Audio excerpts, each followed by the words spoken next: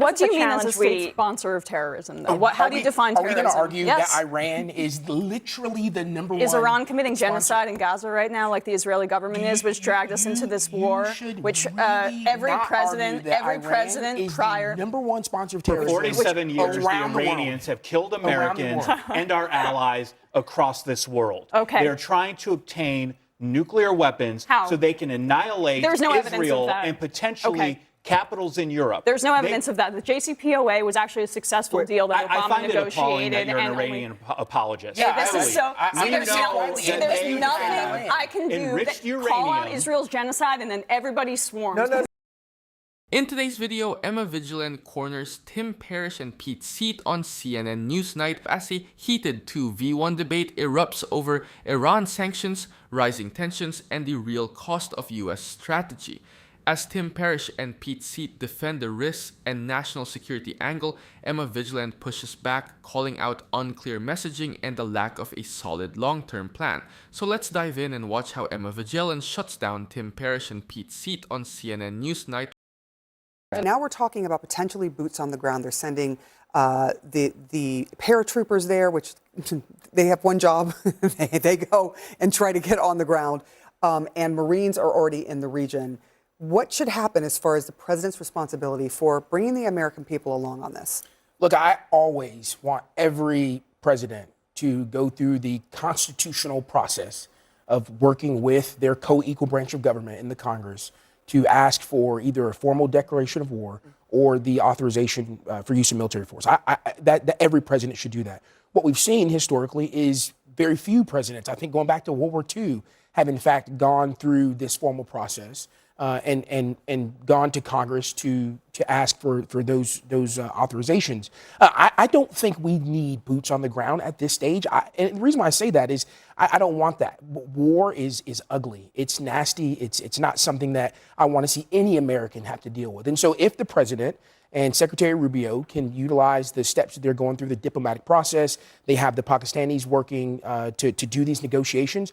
And I believe in my heart of hearts that the president does want this to come to an end without having to do boots on the ground. But I also will tell you this president is a president of action. We've seen past administrations use big words and things and say that they draw lines in the sand and all these things if Iran does something. This president means business. If Iran rears its ugly head and attempts to continue doing what they've done for many, many years as the number one state sponsor of terrorism, this president will take action. I don't want that to happen. I don't think anyone at this table or any of the American public wants that to happen, but everyone should be on notice that this is a president of action who will, in fact, do what he needs to do to carry out his mission of protecting the American public. What do you mean as a state sponsor of terrorism, though? How do you define terrorism? Are we going to argue that Iran is literally the number one? Is Iran committing genocide in Gaza right now, like the Israeli government is, which dragged us into this war, which every president prior... number one sponsor of terrorism. For 47 years, the Iranians have killed Americans and our allies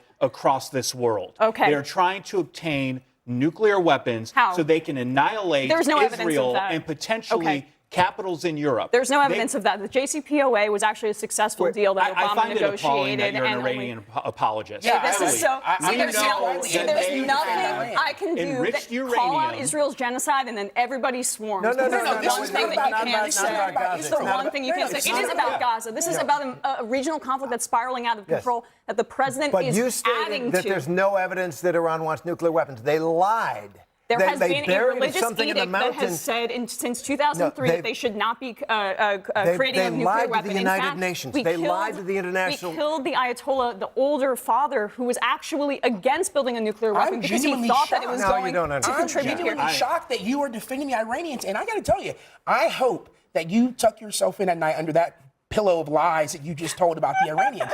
That is absolute a crock of a word I can't say on national television. So the United States is funding a government that an Israeli human rights group that Selim says is committing genocide, as is Amnesty International, as is every credible human rights group right now. We are there's a massacre in Gaza. There are hundreds of thousands of people unaccounted for under rubble. That's what I define as terrorism. Now, Iran is now exerting their leverage over the Strait of Hormuz. Is Hezbollah a terrorist organization? Do you want the Iranians to have a nuclear weapon, yes or no? Thousands of people that have died at the hands of Iran would disagree with your personal description of what terrorism is. And I'm sorry, it doesn't meet the bill of what it actually is. Killing civilians is what I define it as.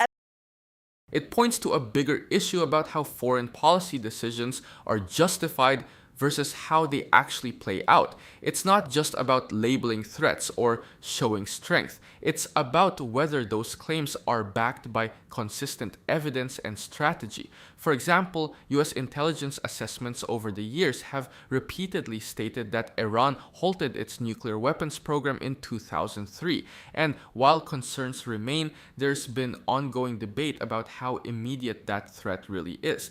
That gap between perception and verified intelligence is where a lot of the tension comes from. What makes this even more complicated is how quickly these decisions escalate situations on the ground. Once military positioning increases, troops, naval presence, or strategic deployments, it raises the stakes whether or not there's a clear long-term objective. History has shown this pattern before, especially in Iraq and Afghanistan, where initial actions were framed as controlled responses but gradually expanded into prolonged engagements. At the same time, reports from organizations like Amnesty International and B'Tselem have raised serious concerns about civilian casualties and human rights violations in the region, which adds another layer to how these conflicts are judged globally. Then there's the issue of consistency in how terms like terrorism are used. If the definition centers on harm to civilians, then it has to be applied evenly, not selectively, depending on alliances. That's where a lot of skepticism comes in,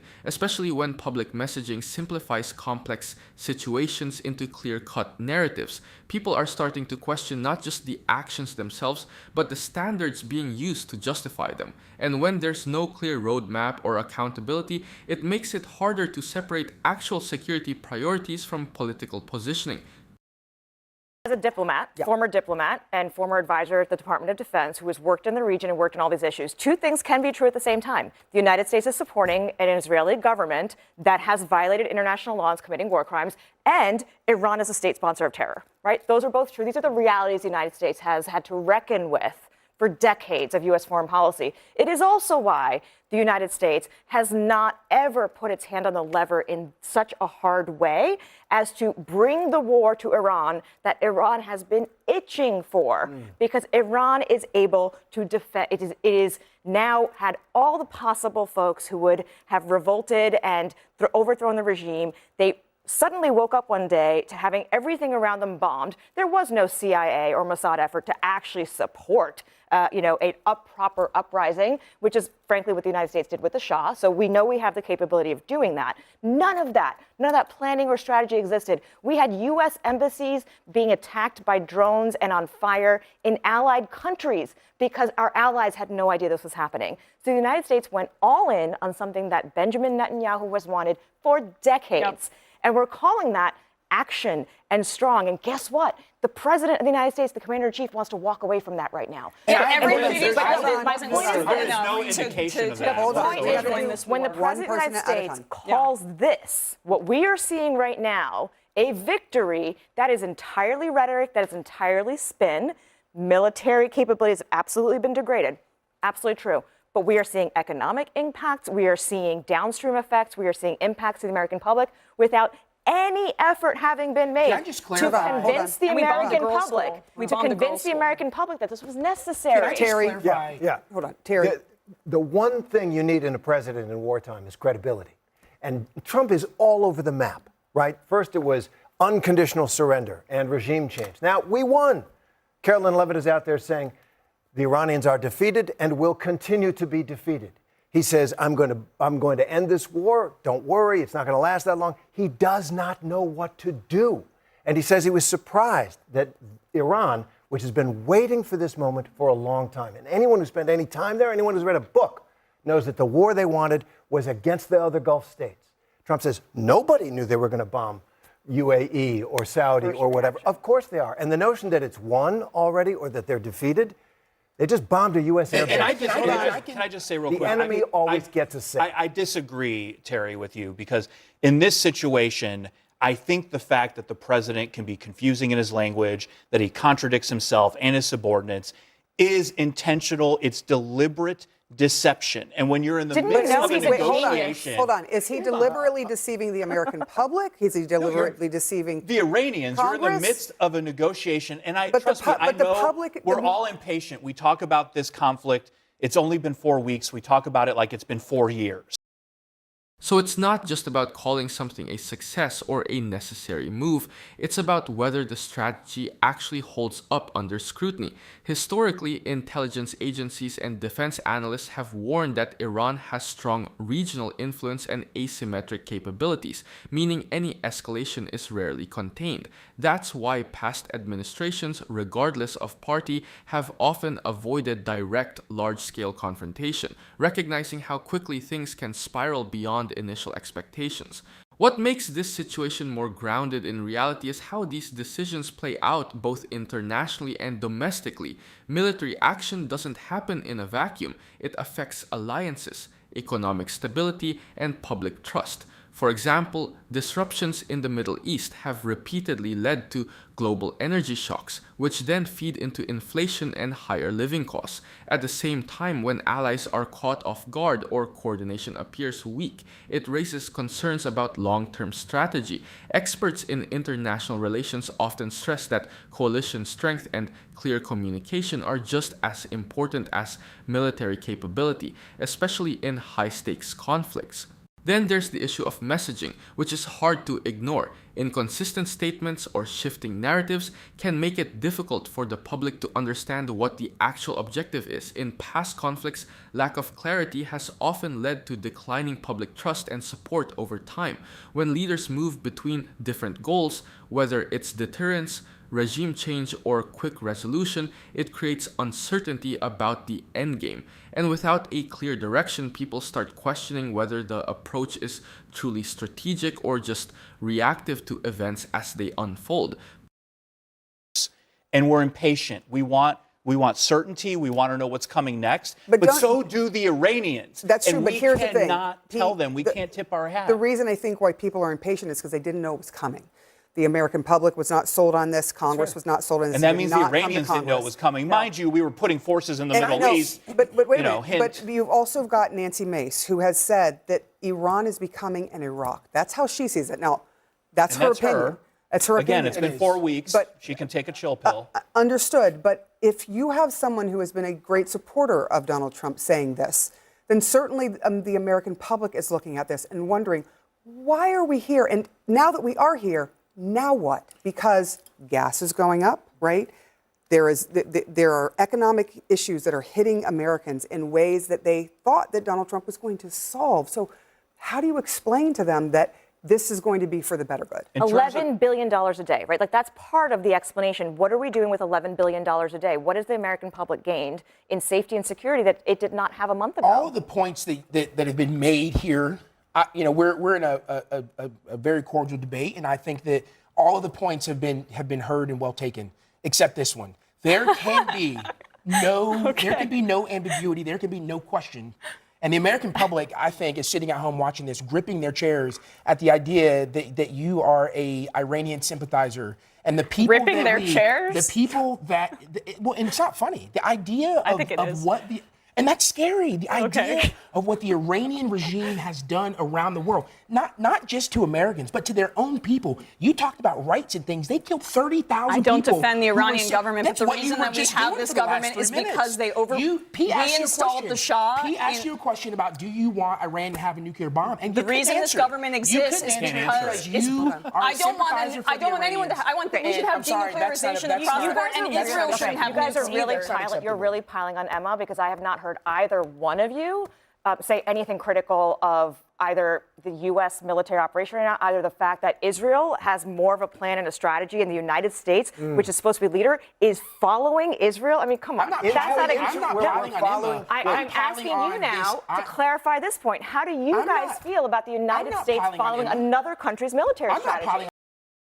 It highlights a deeper issue about how major decisions are introduced versus how they're understood by the public. It's not just about strategy, it's about transparency. Historically, when the US enters or escalates involvement in foreign conflicts without clear congressional backing or public explanation, trust tends to erode quickly. We saw this in Iraq, where initial justifications didn't fully align with later findings, and that gap created long-term skepticism. So when people feel like something big is happening without clear communication, that reaction isn't surprising. It's based on patterns we've seen before.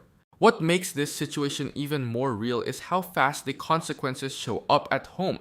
Military involvement isn't just a foreign policy issue, it directly affects economic conditions. Rising tensions in the Middle East have consistently led to spikes in oil prices, and once that happens, everything else follows. Transportation, food, and basic goods all become more expensive. Estimates from energy analysts have shown that even short-term instability can push billions in added costs globally. So when people ask what they're actually gaining from this, it's a fair question because the financial impact is immediate, while the benefits are often unclear or long-term.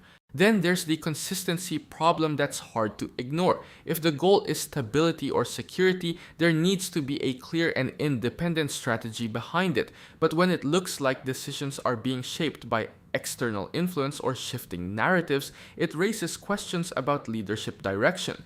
Past conflicts have shown that unclear objectives can drag situations out far longer than expected, and when there's no defined endpoint, people start questioning whether the plan is truly strategic or just reacting in real time without a clear roadmap forward. Pause. Are you getting tired of getting half the story from biased news sources? One outlet says one thing and another says the complete opposite. How are you supposed to know what's actually true? That's where ground news comes in. It lets you compare how different media outlets, left, right, and center are covering the same story. So you can see the full picture instead of just the echo chamber. And here's the best part. Click the link in the description and get 40% off the Vantage tier, which gives you even deeper insights into media bias and political trends. Stay informed, think for yourself, and check out Ground News in the description down below.